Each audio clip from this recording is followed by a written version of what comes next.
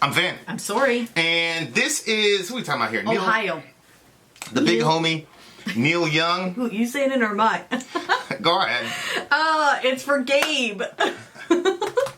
Oh, you found his name. I figured out a way to get in. We tried to do this song like yesterday, and I didn't have your name in here, Gabe, so I'm like, oh, and I'm like talking about how we had talked about Dorian's math and stuff, but I'm like, but I can't remember the name, but I figured out a way to get to it. Right now we're blocked out of Patreon because Vin switched his phone number, and now that he switched his number, the old number is attached to it, so we can't get into it. It's been a real frustrating endeavor.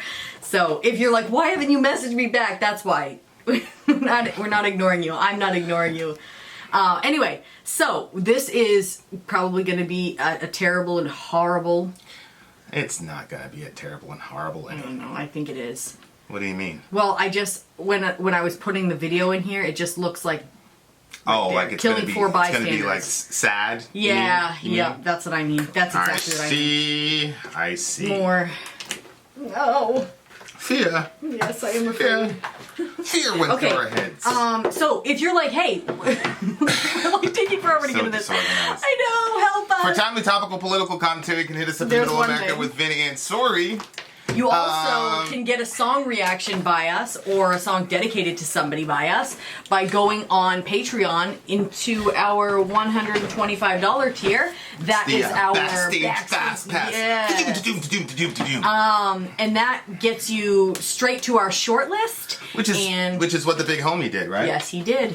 Now, if you do that 3 times, you get bumped down to the $75 rate where you will stay at $75 into perpetuity, no matter what the rate is. So there's that, and I think is the big homie at that level right now after this song, or no? Oh, Gabe? I'm sure Gabe's already there. Pretty sure Gabe's a $75 guy. So anyway, then there's my favorite option, which is the community option. $1 at the gate gets you into a Patreon alliance. You get where you get to meet such legendary villagers such as Kellen Dross, Zonia, Pony. Then, you know, especially if you get recruited to the True Cult, that's also a very interesting crew. Yeah. Okay, so there's multiple options, dear listener. This, however, is Ohio from the band, well, from Neil Young. Let's do it.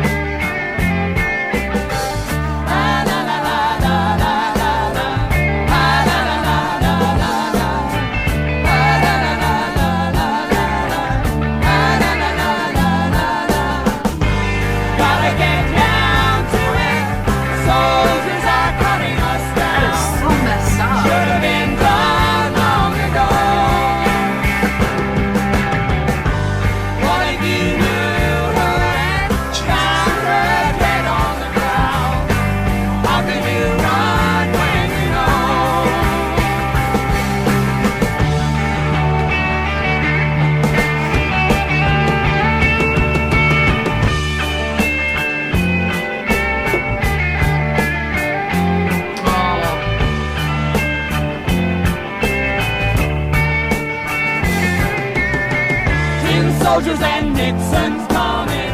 We're finally on our own. This summer I hear the drumming.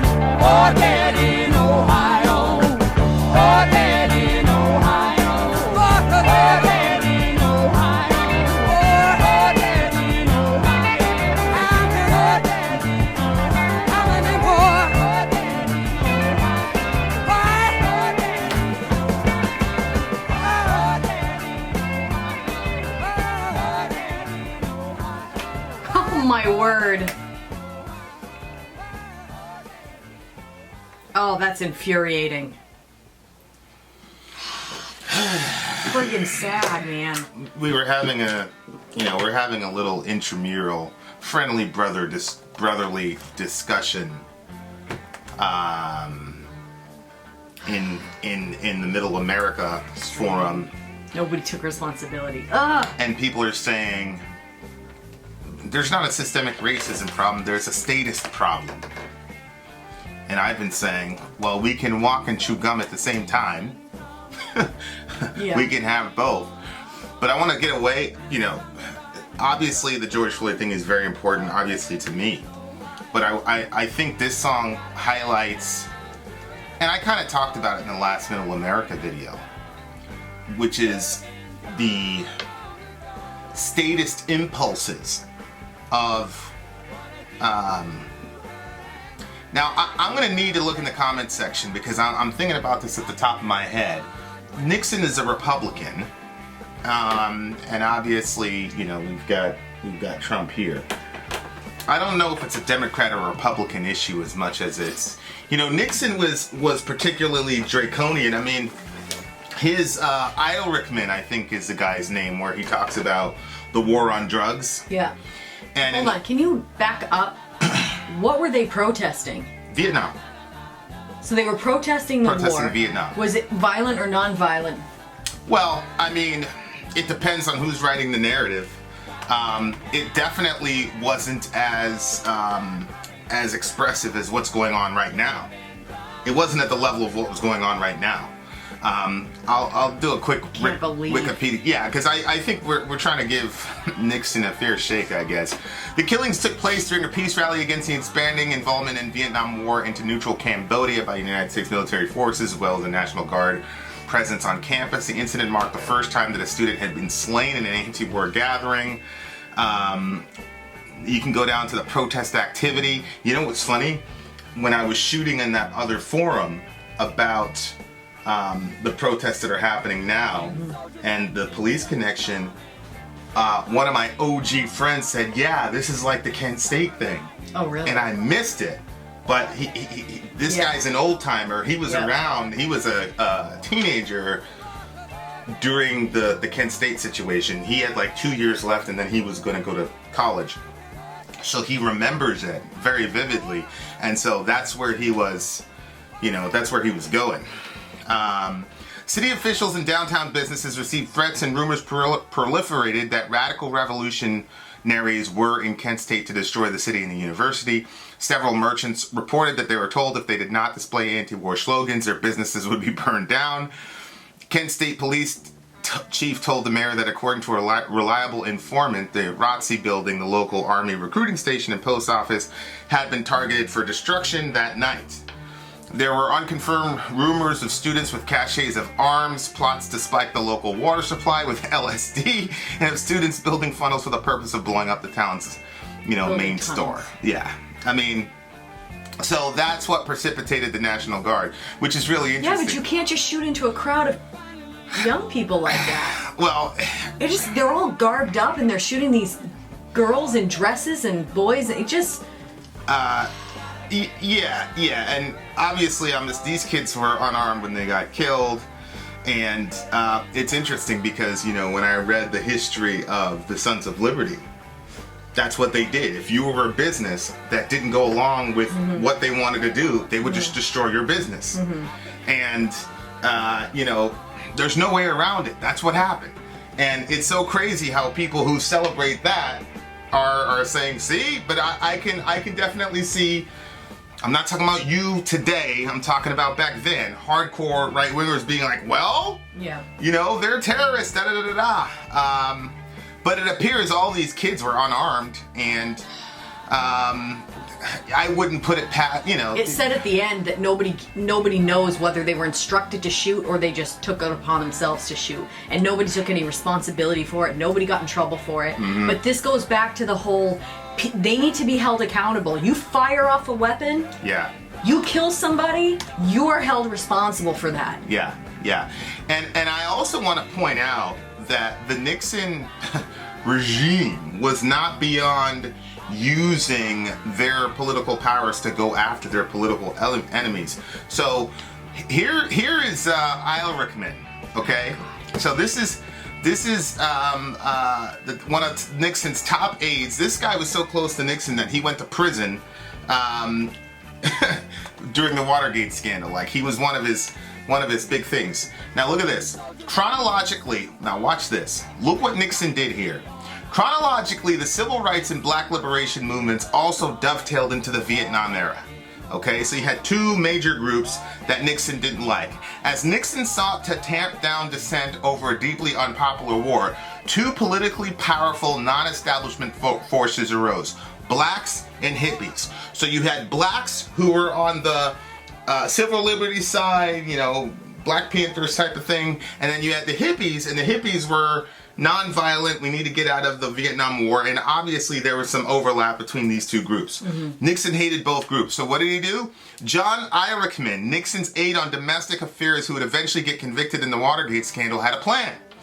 Dan Baum, the author of 1996's Smoke and Mirrors, A War on Drugs and the Politics of Failure, wrote in Harper's Magazine in 2016 that while researching his book, Ehrlichman gave a reason for the war on drugs that had little to do with protecting Americans from reefer madness. You want to know what this is really about? Ehrlichman asked, referring to the war on drugs. The Nixon campaign in 1968 and the Nixon White House after that had two enemies: the anti-war left and black people. You understand what I'm saying? We knew we couldn't make it illegal to be either against the war or black, but by getting the public to associate the hippies with marijuana and the blacks with heroin, and then criminalizing both heavily, we could disrupt those communities. We could arrest their leaders, raid their homes, break up their meetings, and vilify them night after night on the evening news. Did we know we were lying about drugs? Of course we did, he said. So, let's put the black thing aside for a second, because I've dealt with that in ad nauseum at the Middle America side. These people created an entire campaign to destroy these movements. So when I hear, oh, the local business was threatened and these guys were gonna put LSD in the water and all that, you trying to tell me that this group couldn't do a COINTELPRO operation and do this? You know, COINTELPRO is the actions that certain government agencies would take as a counterintelligence application in order to make people look bad. So, like, one of the things they do, they would plant violent protesters in the middle of the protesters. So, for example, you know, everybody's talking about that cop that's wearing the gas mask and all that, and he's smashing windows and stuff, and then, like, they're looking and it looks like they look like the same guy. And that's why I've said, you know, I'm not a conspiracy theorist. However, this is documented stuff about COINTELPRO. This is stuff that these people do, and this guy on his deathbed did this. You know, he specifically talked about it. I cannot imagine.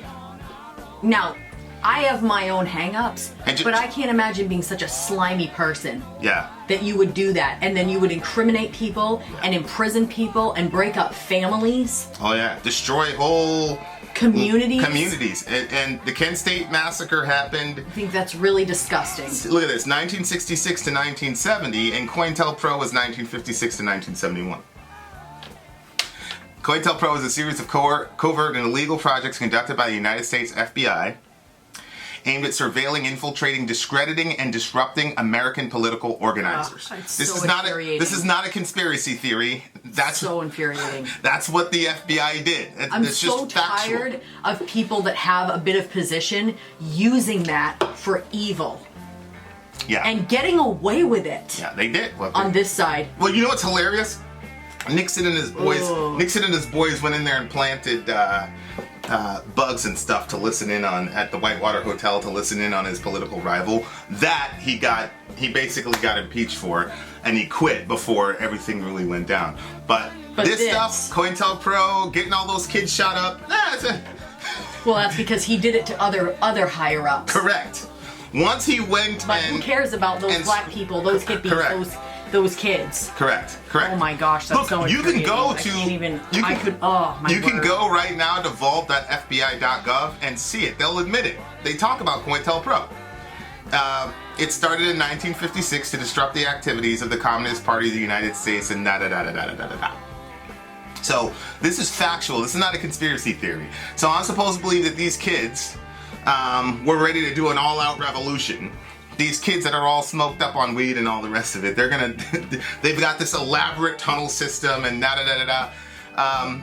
Look, even if I were to see it, I would say, yeah, that looks like a. Yeah. Because the CIA does the same thing overseas. That's. Look, man. How do you think the Arab Spring started? Is anyway. There's so many things that our government has done, and it doesn't matter if you're black, white, purple, or neon green. The minute you and your friends coalesce together to stop these unjust activities that our government is involved in, they will freaking kill you. I mean, now, you know what's interesting? I've seen this picture of this girl, and we need to make this the cover photo, but I've seen this picture before, but I never really looked at it. You know, it's this girl who ran into her, it's John's Philo's Pulitzer Prize-winning photograph of Mary Ann Vecchio kneeling at the body of Jeffrey Miller minutes after the unarmed student was fatally shot by Ohio National Guardsmen. So they pumped up this crazy story about what these kids in this college were going to do, and it justified the deployment of the military. And they killed these kids. They killed these kids in college. And you know, I was talking. I put that tweet. You know, I read that tweet. I don't care if they told me to deploy my weapon on those kids. I wouldn't do it. Yeah. I wouldn't do it. Well, what happens is or I intentionally miss. Well, the thing is, when the gunfire starts, you don't necessarily know that it's only coming from one direction. So if you know, when you're trained and you hear all that, you know, you're trained to look at muzzle flashes and signatures, and if the fire is effective or not. But if you're not very well trained, then the quicker you are to engage your weapon. The more trained you are, the more discriminatory you can be. You know, I told that story about a family member of mine who was in an extremely dangerous situation, and he exercised ridiculous restraint when he was in that situation. But that's because he was vetted. The vetting process for the group that he was part of was extremely difficult, and then the training was extremely difficult.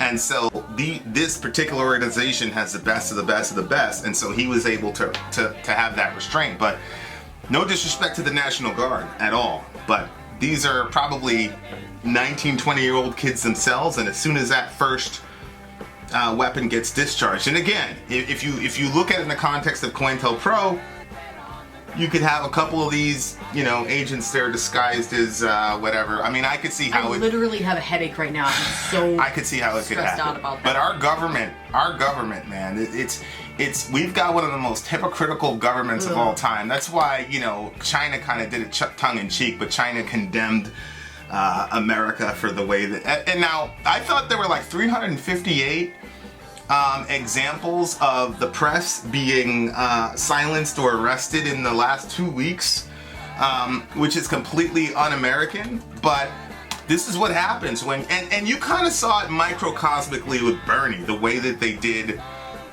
Bernie Sanders. Like, they didn't have to kill him or anything like that. Yeah. But, you know, the other side of this thing is the sort of the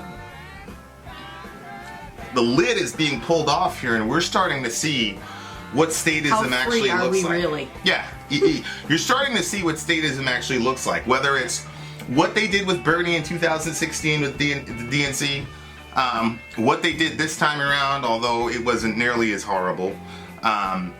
What they're doing right now to the press with these protesters, and what they're doing to these protesters, red, yellow, black, or white. You start going up against these people and their power and their death grip over this country and their agenda. I mean, look, these kids, I hate to say it, but they died, and that set off a bunch of more protests to where the war became unpalatable. And so it's you know, it is really horrible that, you know, I mean, 5 years later, we finally pulled out of Vietnam. So it's just, it's a horrible thing. You know, it's a really horrible thing the way that our government is, man. It's one of those things where it's like,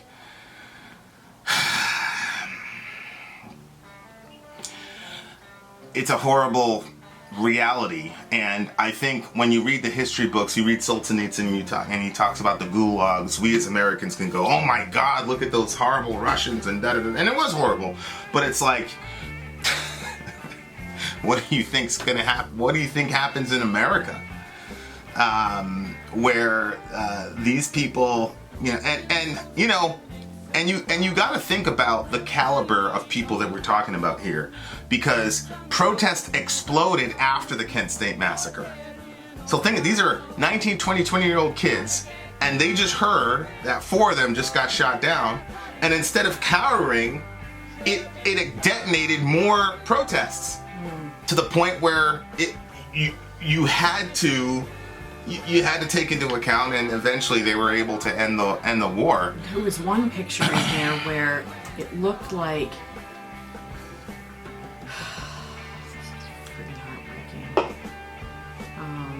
Right here, it looks like someone's already on the ground, but then it looks like these people created a wall around. So sad. But again, these National Guardsmen, man, they're probably 19, 20-year-old kids themselves.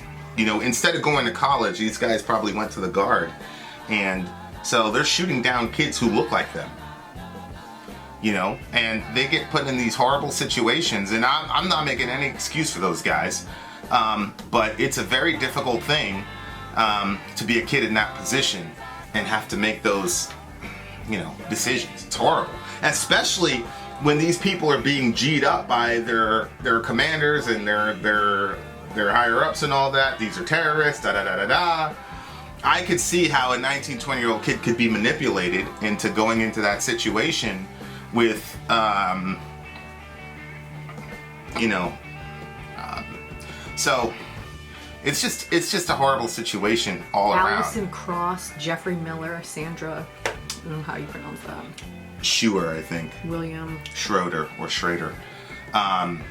Yeah, that's an iconic picture of those kids dying. I never remember hearing about this situation. Yeah. I mean, it's I never knew the details, but this picture right here is an iconic picture. When the girl, I think that was her boyfriend, she rolled up and it's. I think that it's unbelievable to be in a situation like this and to keep taking pictures is really, like, for me, I think it's a little bit sick, but I think that if you are, like, if in your heart you're somebody who brings the news forward and brings the situation forward, then you could say, I need to take these pictures because this needs to get out. Like, what happened, you know? For me, I can't imagine snapping pictures when people are diving for their lives. And when this girl is crying. That's a very brave thing to do. Yeah. Because how do you know you're not going to get clipped? Right. And again, these pictures, it's the same. There's been a couple like really salient pictures during that period. There was the one picture of the Cambodian dude getting executed. There's the one with the little girl who's running naked after either a napalm or a nuclear strike. And then there was that picture. And those images, this was before the time of social media. Yeah. And I almost think that those images sometimes are even more powerful than the video. And they're probably because easier. It captures a moment of the specific pain. Moment of pain. Yeah. And so it's very, very powerful, and they knew that a picture's worth 1,000 words. So a lot of the ways that these guys would combat what was happening to them was a lot of these guys would take pictures and put themselves in harm's way. I mean, bullets are flying, these kids are taking pictures. And again, you're talking about 19, 20-year-old kids, like, who know that their government is against them. And this is horrible, but think about what Ehrlichman said. There's probably people who did 20 years in prison just for trying to lead an anti-war, movement. And, it's absolutely crazy. And we're going to shoot a Middle America episode later about the whole defunding the police situation, because I think there's a lot of mythology around it. And I think there's extremes on both sides, but in order for us to get to that place where we are functioning as actually truly free people, you know, that's the issue. Is what we're trying to do is function as actual true people. And so anytime a situation like this happens, when your government says, hey, this far and no much farther, you know, whether it's suppression of the press, like what's happening right now, you know, you've got press people getting shot up, you've got press people getting arrested on camera, you know, and again, I'm not looking at the race issue at this point, I'm talking about the principle of power and what happens in our country when power gets ultimately challenged.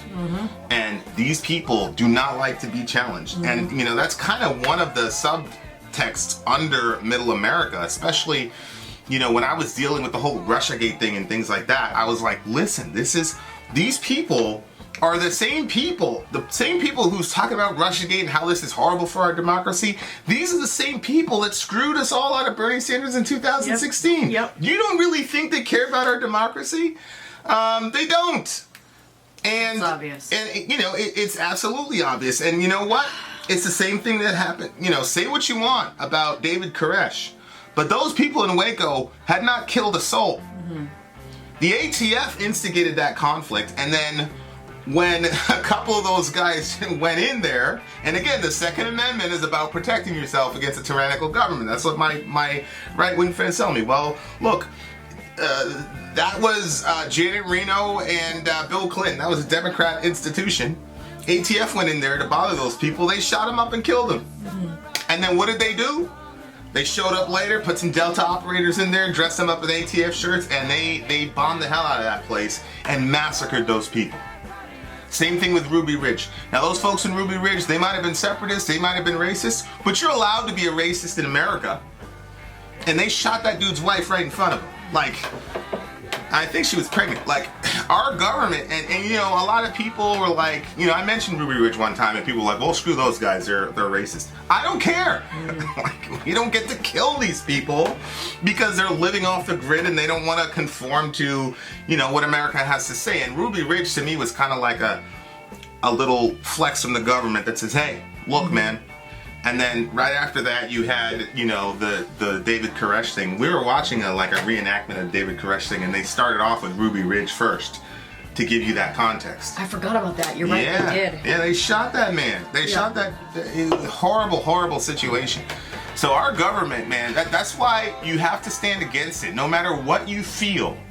Whether it's Ruby Ridge and you're like, screw those racist people, they're separatist people. You have to stand up for those people because they could easily turn the gun on you. And now, sure enough, the gun is being turned on, you know, protesters and all that. And whether or not you believe in the whatever, You might just be walking by. you're trying to get home from work and you get shot in the head with a rubber bullet. Your group is not safe. You know, whether it's far right, far left, or whatever, your group is not safe. If our government thinks that you are a problem, they will freaking kill you and then blame you for your own death. How much you want to bet there weren't a bunch of you know, old timers saying, hey, those kids were making that. Well, they were unarmed. Yeah, well, hey, they're going to put LSD in the water and it's horrible stuff. Rest in peace to all those guys, man. Rest in peace to all those guys. Obviously, this one's a silent count for me. I'm not going to put a number on it. It's a silent Such count. a friggin' tragic situation. Brutal freaking situation. I really respect the band for bringing, you know, doing this song, and they captured the sound of, like, kind of had that kind of hippie sound to it. I thought that was really that 70s you know, energy. Bringing awareness and, you know, but God, heartbreaking, absolutely heartbreaking. Horrible stuff. So thank you, Gabe, for breaking my heart today. And shout out, Bringing awareness is good. So thank you. shout out to every protester on the planet, man. Because at the end of the day, when you compare this with Tiananmen Square and all that, I mean, it's always the very, very, you know, it's really interesting, the little stereotypes that the older generation has for the younger generation and all that, and people mock millennials and things like that. But when it's time to put it on the line, we show up. Whether it's Tiananmen Square against a crazy communist regime, there were, if you read the Gulag Archipelago, which I never pronounced properly with Solzhenitsyn, there were kids that were risking a hell of a lot, like 15, 16-year-old kids. There was that 16-year-old girl that was fighting against the Nazis, and she, I mean, the girl was crazy. I mean, she died, I think it's Sophie Scholl or something like that, and she was against the Nazi party, and yeah, there it is, Sophie Scholl. Good Lord. Yeah, and she basically, you know, she was putting out anti-Nazi resistant work, and she was I think they guillotined the girl. That's what's said over there. I mean, so like, it's always been young people who've been carrying these torches, and you know, they're very easy to mock. Millennials are very easy to mock, but there's a millennialite that we know, you know, personally, that, well, not personally, but you know, through the channel or whatever, that's going out in Washington D.C. pounding the pavement, dodging, and she's like 100 pounds soaking wet. So I just think it's these people know they could go and lose an eye. Can you imagine? Like, you can lose an eye and it's not even your quarrel, but people are going out there anyway. I think it's just an unbelievable situation that kids are being called upon to carry the weight of this whole situation, and I think they're doing a damn good job. So if you're a youngster, if you're a millennial, we tip our hats to you. You guys are the real freaking deal. That's all I got to say about that.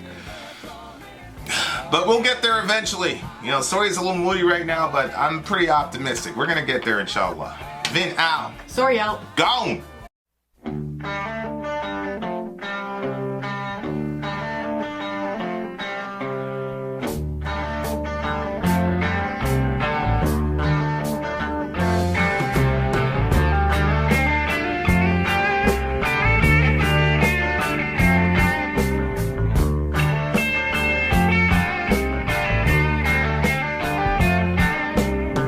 Tin soldiers and Nixon's coming. We're finally on our own. This summer I hear the drumming for dead in Ohio. Gotta get down to it. Soldiers are cutting us down. Should have been done long ago. What if you knew her and found her dead on the ground? How can you run when you know?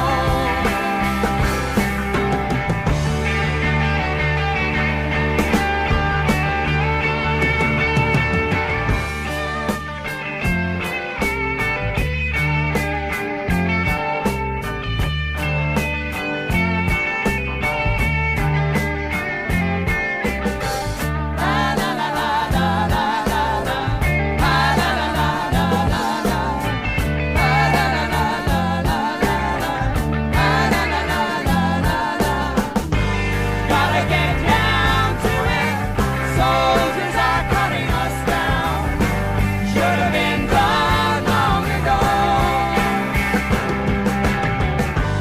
What if you knew her and found her dead on the ground? How can you run when you know?